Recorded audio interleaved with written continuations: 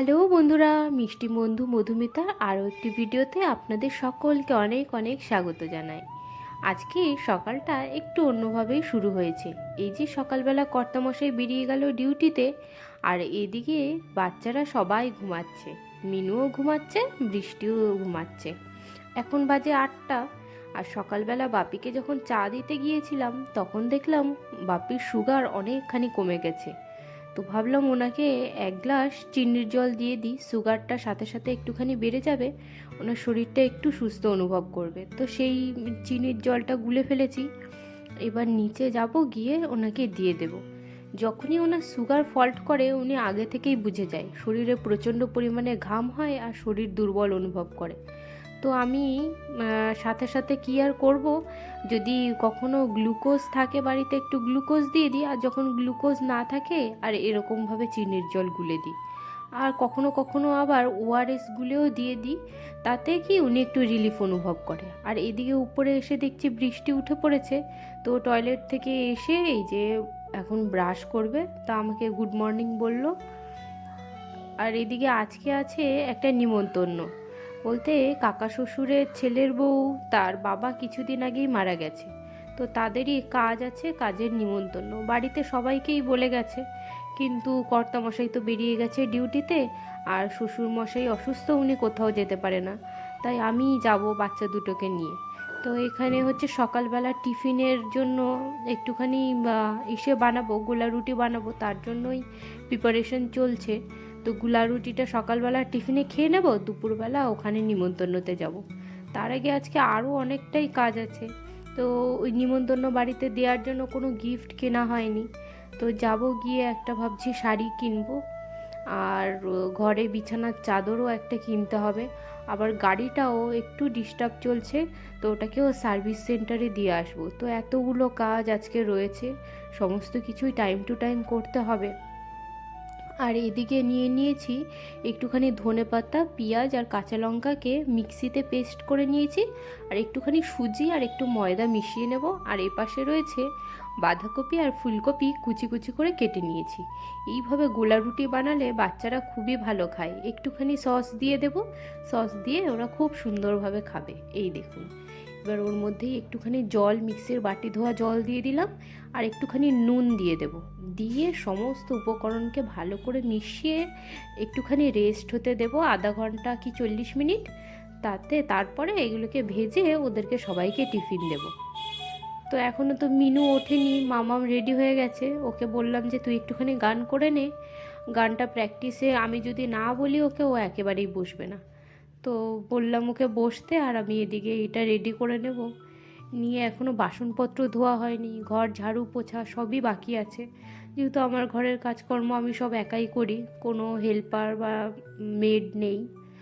আর আমার মনে হয় সব সময় যে নিজের কাজ যতখানি সম্ভব নিজে করে নেওয়াই ভালো, অন্যের ভরসায় না থাকাই ভালো। আর তারপরে ব্যাপার হচ্ছে কি, অন্যরা যখনই কাজ করে তো নিজের ভেবে তো আর করে না। তো আমরা যেভাবে নিজেরা পরিষ্কার পরিচ্ছন্ন করব, কাজের লোক কিন্তু কখনোই সেইভাবে করে না। তো আশেপাশে আরও যাদের বাড়িতে কাজের লোক আছে, মাঝে মধ্যেই দেখা হলে আমি জিজ্ঞাসা করি। তো তারা বলে যে কাজের লোকের থেকে ভালো তুমি নিজের কাজ নিজে যদি টাইম পাও করে নাও, কারণ ওরা তো পরিষ্কার অত বেশি করে না, আর বিশেষ কিছু বলাও যায় না, আর বলতে গেলেই কাজ ছেড়ে দিয়ে চলে যাবে, এরকম তাদের প্রবণতা। তো যাই হোক, যতদিন পারছি নিজের কাজ নিজেই করে নিই। এদিকে এই ব্যাটারটা মাখা হয়ে গেল, এটাকে ঢাকা দিয়ে এবার বাসনপত্রগুলো ধুয়ে নেব। রাত্রেবেলা বাসনগুলো ধোয়া হয়নি। বাচ্চাদের স্কুল থাকলে বাসনগুলোকে চেষ্টা করি রাত্রেবেলাই ধুয়ে রাখতে। আর এখন যেহেতু বাচ্চারা সব নতুন বছরের ছুটিতে রয়েছে, তো 25 তারিখ থেকে স্কুল খুলতে খুলতে আবার সেই 2 তারিখ।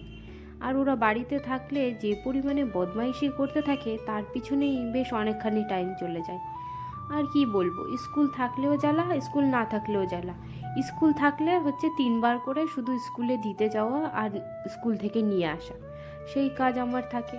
আর স্কুল যখন না থাকে তখন বাড়িতে বসে যে যে বদমাইশিগুলো করে, সেগুলোকে আমাকেই সামলাতে হয়। আর ওর বাবা তো চলে যায় সকালবেলায় ডিউটি, আর ফেরে সন্ধ্যাবেলায়। তো সন্ধ্যার পর থেকে আসলে ওর বাবার সাথে ঝামেলা শুরু করে, তখন আর পড়তে পড়তে চায় না, ঝামেলা করা চালু করে দেবে। আর এদিকে দিনের বেলা ওর দাদুর সাথে ঝামেলা করবে, হয় কার্টুন দাও, নয়তো পড়তে বসবো না, এই গান করতে বসবো না। আর মা বসে থাকলে কাজ হবে, মা না বসে থাকলে কাজ হবে না, এই রকম তাদের প্রবণতা। যাই হোক, এরকম তো এখন দেখছি সব বাড়িতেই একই ঘটনা। বাচ্চারা বই পড়তে চাইবে না, বাচ্চারা খেতে চাইবে না। আমার বাচ্চারা আবার খেতে চায়, খাওয়া দাওয়া নিয়ে কোনো ঝামেলা নেই, কিন্তু তারা পড়াশুনো করতে চাইবে না, গান করতে চাইবে না। বড় মেয়েটার আবার দেখছি একটুখানি আঁকার ঝোঁক আছে, ভাবছি ওকে একটু আঁকার ক্লাসেও ভর্তি করে দেব সামনের মাস থেকে, দেখি। আর এদিকে বাসনপত্রগুলো ধোয়া হয়ে গেছে, এবার গ্যাসটা ভালো করে পুছে নেব, নিয়ে তারপরে ওই টিফিনটা তৈরি করা চালু করব। আর টিফিনটা করে ওদেরকে খেতে দিয়ে তারপরে আমি ঝাড়ু পোছা আর বাদবাকি কাজগুলো করব। তো এখানে গ্যাসটাকে পুছে নিচ্ছি। আর একটুখানি আজকে এত তাড়াহুড়ো আছে, কোনো রকম করে টিফিনটা করে নিয়েই বেরোতে হবে আমাকে, ঘরের কাজটুকু সেরে।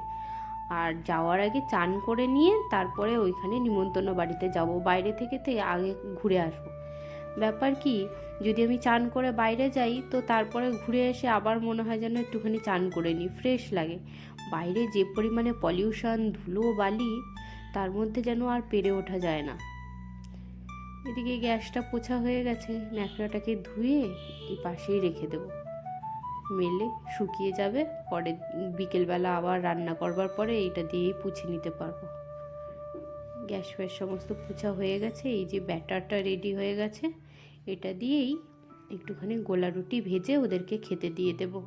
বাচ্চা দুটোর আজকে খুবই খিদে পেয়ে গেছে, বারে বারে খালি বলছে খিদে পেয়ে গেছে, কি রান্না হয়েছে রান্না হয়েছে। আর আমার তো আজকে সকাল থেকে কাজকর্ম করতে মোটের উপরে দেরিই হয়েছে, কি আর বলবো ওদেরকে, ওদের তো টাইম মতোই খিদে পেয়েছে, আর কিন্তু আমার কাছে খাবার রেডি নেই। আবার আমার বাচ্চারা এই সমস্ত খাবার খেতেও ভালোবাসে। একটুখানি গোলা রুটি বানিয়ে দেবো, খুব আনন্দে খাবে, আর এই গোলা রুটিটা খেতেও খুব ভালো হয়। আপনারাও বাড়িতে কখনো বানিয়ে খেয়ে দেখবেন, খুবই টেস্টি হয়। আবার আপনারা চাইলে এই যে ব্যাটারটা, এর মধ্যে একটুখানি ডিমও দিয়ে দিতে পারেন, তাতেও খেতে কিন্তু অসাধারণ হয়। যদিও আমি আজকে নিরামিষই বানালাম, নিরামিষ বলতে কি, পেঁয়াজ তো দিয়েছি, ডিমটাই খালি দিইনি।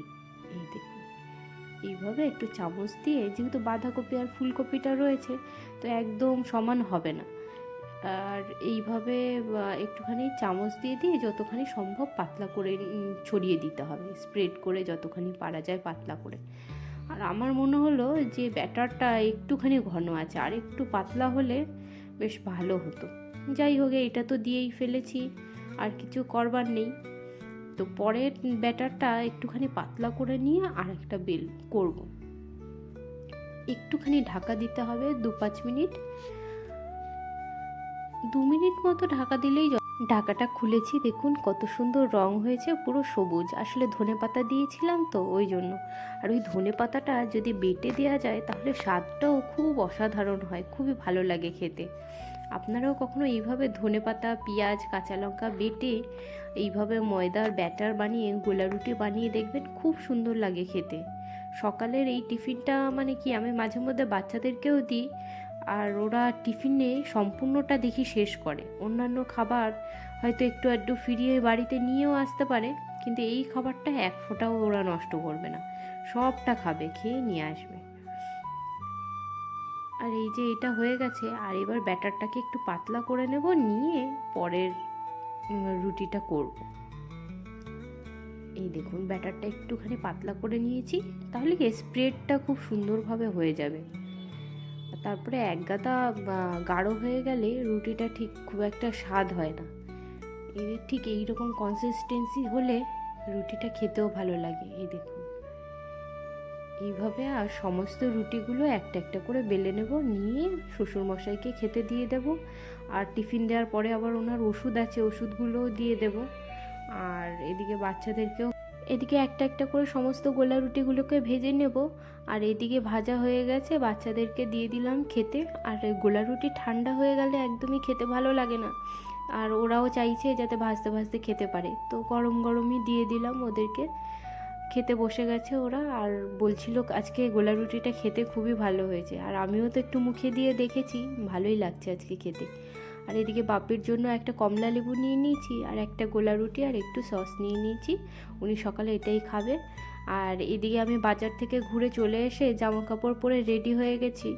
এবার যাব ওই অনুষ্ঠানের ওখানে লোকজন, আর বেজে গেছে পুরো 2টো। এতখানি দেরি হয়ে গেছে, ওদের ওখান থেকে আমাকে ফোনও করেছিল। আর বাপিও বলছে যে আর যখন আমরা ঘুরে আসবো তারপর তো ওনার খাবারটাও ওখান থেকে নিয়ে আসবো, উনি খাবে। তো তাই জন্য তাড়াহুড়ো করে চলে গেলাম। আর এদিকে বাজারে যখন বেরিয়েছিলাম, এই যে এত কিছু বাজার করে নিয়ে এসেছি। আর গাড়িটাকেও সার্ভিসে দিয়ে এসেছি, কদিন বাইরে বেরোতে পারবো না। আর এদিকে সন্ধ্যা বেজে গেছে 6টা, আর চা বসিয়ে দিয়েছি। বাপির চা বিস্কুটটা দিয়ে আসবো গিয়ে। আজকে কাকা শ্বশুর আসবে না, বাপি একাই বসে বসে চা খাবে। নয়তো অন্যদিন এই সময় 2 কাপ চা করি। আবার ওনার চায়ের মধ্যে চিনি দিই। কাকা শ্বশুর চিনি খায়, কিন্তু আমার শ্বশুরমশাই আবার চিনি খান না, উনি সুগারের রুগী। আর বহুদিন ধরে চিনি না খেতে খেতে ওনার এখন অভ্যেস হয়ে গেছে, চিনি দেওয়া চা উনি একদমই খেতে পারে না। চিনি ছাড়া এই একটু লিকার চা, 4টে সুগার ফ্রি বিস্কুট উনি এখন খাবে। ওনাকে ওই দিয়ে আসবো। আর এইদিকে বাচ্চাদেরকে বসিয়েছিলাম পড়তে, তারা বসে পড়েছে পড়তে। কিন্তু এই দেখুন পড়াচ্ছিরি, ছোটো মেয়ে তো একেবারে শুয়ে শুয়ে লিখছে, আর বড় মেয়ে একেবারে ঢুকে পড়বে বইয়ের মধ্যে, এমন অবস্থা। ওদের পড়াশুনো করতে একদম ইচ্ছে করে না। জোরে জোরে বলে বলে ধরে বেঁধে বসিয়ে তারপরে তারা বসবে, বসে এরকম করবে। আর যতক্ষণ আমি চুপচাপ বসে থাকবো ওদের সামনে, ততক্ষণই ওরা পড়ালেখা করবে। আমি নেই তো ওদের এরকম ফাঁকিবাজি শুরু হয়ে যাবে। আর এই যে রাত্রেবেলা হয়ে গেছে, অনেক রাত, শুতে চলে এসেছি আমি আর মিনু। আর ওর বাবা তো ঘুমিয়েই পড়েছে। আজকের মতন এইটুকুই বন্ধুরা, দেখা হচ্ছে আবার পরের ভিডিওতে। আপনারা সবাই ভালো থাকবেন, সুস্থ থাকবেন। ভিডিওটি যদি ভালো লাগে তাহলে একটা লাইক করবেন। আজকের মতন টাটা বন্ধুরা।